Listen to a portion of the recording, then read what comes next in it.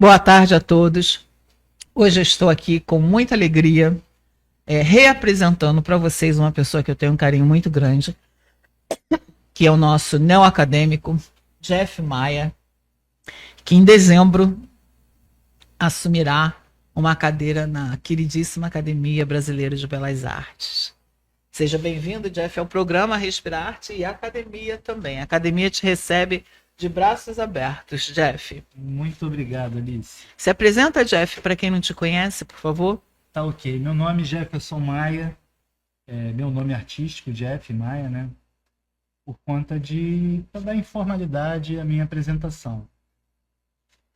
O meu trabalho é normalmente enraizado pela Associação de Pintores com a Boca e os Pés, da qual eu sou pintor exclusivo. Eu pinto com a boca por conta de uma sequela de tetraplegia. Mas agora, o motivo de estar aqui maior seria esse prazer de estar sendo recebido e sendo indicado para a Academia Brasileira de Belas Artes, ocupando a cadeira de número 19. Isso. Vai ser, né? Tem o patrono? Com grande prazer.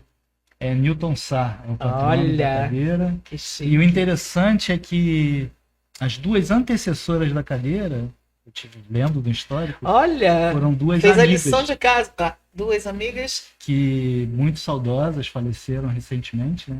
Uma na época da pandemia e a outra foi agora mais recente, da qual abriu a vaga que eu entrei, né?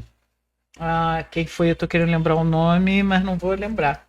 Não tem jeito. A anterior foi a Sula Drey. Não conheci. Que era uma grande artista que eu conheci da época de Sociedade Brasileira de Belas Artes, a gente sempre expunha junto e tal. E a outra, posterior a ela, foi a Sibéria Sperling, que faleceu recentemente, ano passado. Eu sei, eu lembro disso. Porque na academia, infelizmente, a gente não tem vaga ilimitada para todos que gostariam de entrar, né?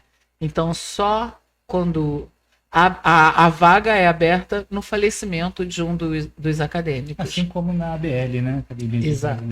Exatamente. Eu acho que a maioria das academias funcionam dessa. Exatamente. E Jeff assume agora, não só ele, a Gorete também, que é da mesma. Da nossa Associação de Pintores. Exatamente. Gorete pinta com os pés. Gorete, fico chamado aqui para você vir, hein? Tenho muita vontade de conversar com você. Eu sei que você mora em São Paulo, mas a gente combina como resolver isso. Jeff, e fala para mim, como é que foi esse teu convite para a academia quando você soube que tinha sido aceito? Na verdade, como eu disse, eu sempre participei muito de várias frentes. Eu, como membro dos Pintores com a Boca e os Pés, eu sempre entendi que a minha arte, embora eu tenha uma fidelização, né, uma exclusividade com os Pintores com a Boca e os Pés, eu creio que, assim, para mim, sempre foi muito preponderante o instinto de abrir frente. Sim. Porque, assim como eu entrei para a Associação de Pintores com a Boca e os Pés, do qual hoje eu sou membro bolsista, o que mudou assim na minha vida, na condição de crescer e evoluir com a questão da arte, eu penso que para outras pessoas que às vezes nem sabem que podem vir a ser ativistas com a arte, estão em casa. Então, quanto mais eu me mostro, quanto mais eu participar, é bom para mim e bom para promover a possibilidade para outros. Sim, das pessoas que às vezes isso são que me dentro de casa. Sempre a entrar em outras ações. Perfeito. Na questão da academia, que eu não conhecia até alguns anos atrás, eu tive um grande prazer de conhecer, porque algumas pessoas que já fazem parte da academia, dentro de uma exposição que teve há alguns anos na Sociedade de Belas Artes, aqui na Marquês do Lavradio, eu conhecia, poxa, que legal, aí comecei a participar mais divulgando. Eu tenho um blog de ações de divulgação, que eu divulgo coisas minhas, mas coisas dos outros também. Então, comecei a divulgar coisas da academia, cada vez mais conhecendo. Então, foi nessa proximidade que me levou a cada vez mais estar próximo. Pode fazer até o trocadilho da academia, e do qual levou ao convite esse ano, né? Que me deu extremo prazer. Muito legal mesmo. Jeff, me fala um pouco mais dessa sua associação brasileira, é isso? Não, a Associação Brasileira, Não, a PBP, a PBP, é a Associação Brasileira de Pintores com a Boca e os Pés. Isso, me fala um pouco mais. Na verdade, a PBP é uma ligação com a VDMFK, que é Pintores com a Boca e os Pés do mundo todo. Fica na Suíça. Nós, aqui em São Paulo, somos filiados aos Pintores com a Boca e os Pés do mundo todo, que são cerca de quase 800 pintores no mundo todo, que pintam tão somente com a boca ou com os pés por conta de algum tipo de lesão, né? Amputações, malformações ou plegias severas como a minha. Sim.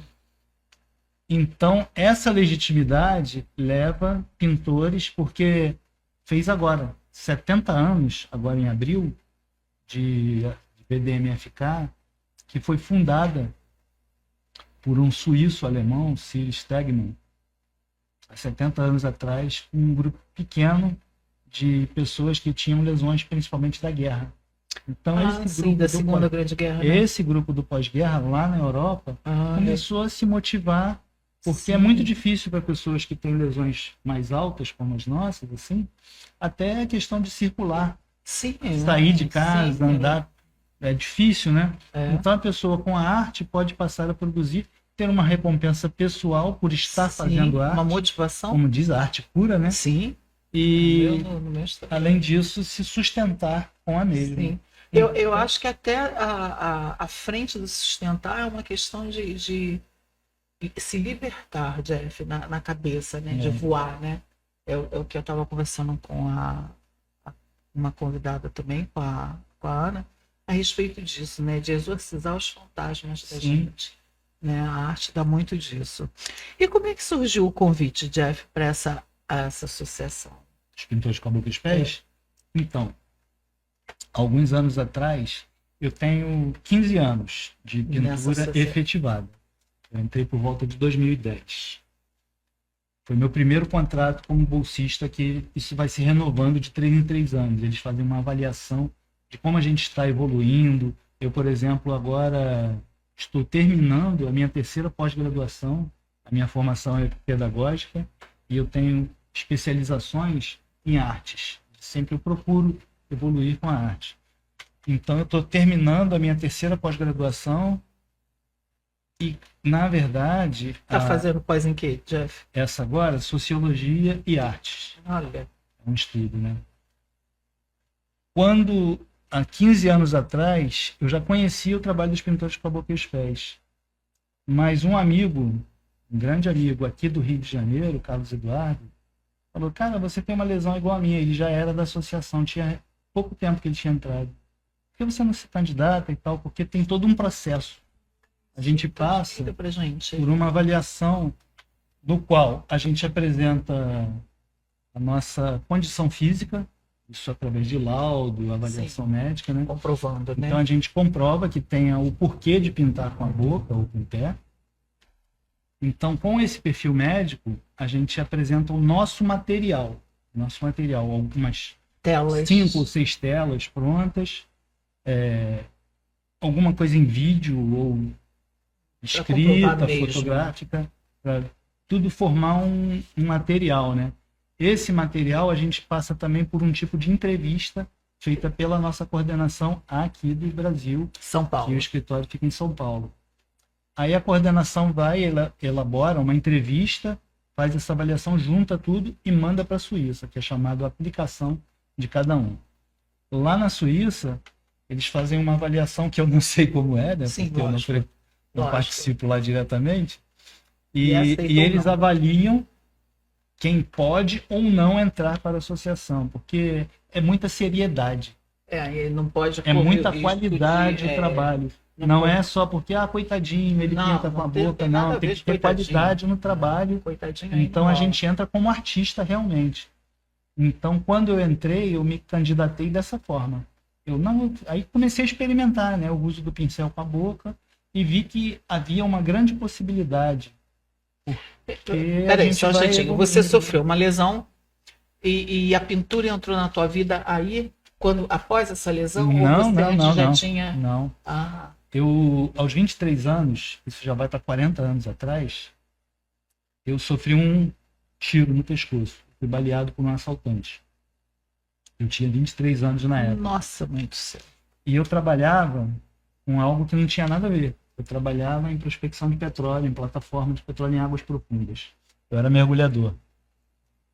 E eu estava na Marinha fazendo um curso de especialização na minha área Caramba. quando eu sofri esse assalto, essa tentativa de assalto, né? Que não me roubou bens materiais, mas me roubou a minha verticalidade. É, Mas vida que segue. A gente Sim. conseguiu sim, tocar a vida da forma que deu, né? sim. Que vem dando. Mas E meu abriram outros primeiro caminhos, né, Jeff? meu primeiro movimento, eu não tinha. O meu estudo era técnico naquela época. Aos 23 anos, a minha formação era técnica. Eu fiz um curso técnico de mecânica e depois o curso de mergulho para trabalhar como mergulhador. Quando eu me vi tetraplégico, eu fiquei quase mais de um ano sem mexer nada do meu corpo, na cama, inerte, nada se movia. E depois, quando começou a voltar alguns movimentos, foi quando eu comecei a me envolver com a vida. E nesse envolvimento, eu entrei, além do processo de reabilitação, internação em centro de reabilitação, a parte hospitalar, eu me envolvi com paradesporto. E aí eu fui ser atleta do esporte paralímpico. Nossa, Eu primeiro fiz natação, continuei com mergulho até hoje. Eu vejo suas postagens. Comecei a desenvolver também a pesca paradesportiva, que a gente fazia um campeonato por ano sob a anuência da Confederação Brasileira de Pesca e Desportos Subaquáticos, aqui na URCA. Então, sempre em movimento, né? Mas primeira modalidade que eu pratiquei, que foi a natação, eu fui em algumas competições nacionais, mas vi que chegou um momento que eu precisava parar para dar continuidade à minha vida. E aí foi onde eu entrei para a faculdade, nos anos 2000, no início de 2000. Fui cursar pedagogia, e porque eu já estava envolvido no movimento social de pessoas com deficiência. Então eu promovia cursos, eventos, participações. Então eu fui estudar para dar fortalecimento a isso. Com a faculdade, depois da mesma, eu sempre tive um comichão com o esporte. Aí eu voltei para o paradesporto em 2005. A gente foi pioneiro. Não. Foi por um esporte que no Brasil não existia. Já era internacional, mas não no Brasil, que é o rugby em cadeira de rodas. A modalidade do rugby em cadeira de rodas, cadeiras de rodas cambadas. Que loucura, e pancadaria. Porrada estranha. Muita pancada, porque o rugby é um jogo de impacto. E em 2005 a gente aprendeu, foi a primeira vez que teve um campeonato internacional aqui no Brasil, e o Brasil não conhecia, a gente não conhecia nada, a gente só apanhou. O campeonato foi aqui na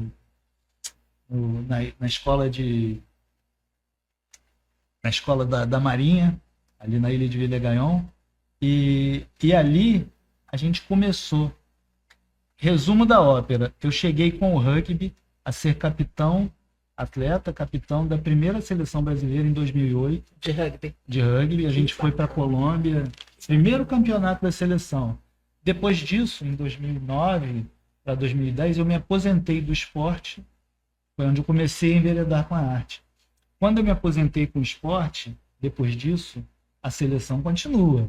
E Sim. Hoje eu tenho uma feliz presença participativa desse movimento. Porque hoje o Brasil teve agora na Europa, ganhou o campeonato internacional, em que antes a gente só apanhava, hoje o Brasil a galera da seleção está aí despontando com os primeiros. E aí eu fui para a arte. Fui para a arte através desse processo. Você podia fazer 500 mil Poderia fazer e fazia muitas coisas, mas a arte, ela sempre esteve presente na minha vida como admirador. Como eu disse, eu cursei pedagogia. Então eu sempre fui muito focado com a parte cultural, sempre gostei muito de cultura.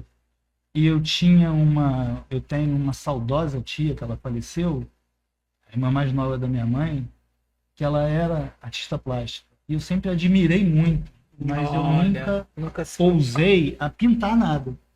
Mas, como eu disse, eu fui formação técnica. Então, na escola técnica, eu tive orientação de desenho técnico. E eu desenhava muito bem, modéstia à parte. E esse aprendizado de desenho, hoje me facilita com a arte. Como eu disse, em 2010, por volta disso, esse amigo que eu falei, Carlos Eduardo, falou, cara, você gosta de desenho e tal, por que você não tenta com a pintura, com a boca e tal? Aí eu experimentei e vi que dava. Então aí foi onde eu me candidatei. E cada vez mais a arte me envolve. Eu particularmente, eu sou fã do Jeff e dos pintores de boca e pés. Eu acho que é mais uma vez a arte provando que ela salva, né? Inclusive o meu WhatsApp é isso, a arte salva. E eu fico muito feliz, né, Jeff? Porque assim, podia estar vivendo na Coitadolândia, né, Jeff? E tem uma presença ativa, bonita, bacana, com relação à arte. E com relação a essa questão do esporte, outro dia eu estava vendo o Jeff mergulhando, Sim. né? Jeff mergulhando. E assim, às vezes eu fico pensando, e as pessoas às vezes se entregam, né? E tem que buscar saídas. Eu não estou dizendo que os problemas não existam, que não aconteçam, que não sejam grandes, mas que as saídas têm que serem buscadas, né, Jeff? Nem que a gente não fique triste. A gente só tem essa vida. Exato. A gente acredita que tem algo mais, mas a gente sabe o certo, o concreto é que temos essa vida. Hoje aqui agora. E com essa vida a gente tem que viver da melhor forma. Eu também. Né? E falou uma coisa que é fantástica, né? E aí o Jeff, como neoacadêmico, ele participou da primeira, da nossa exposição agora na Câmara dos Vereadores. Obrigada, Jeff. E aí?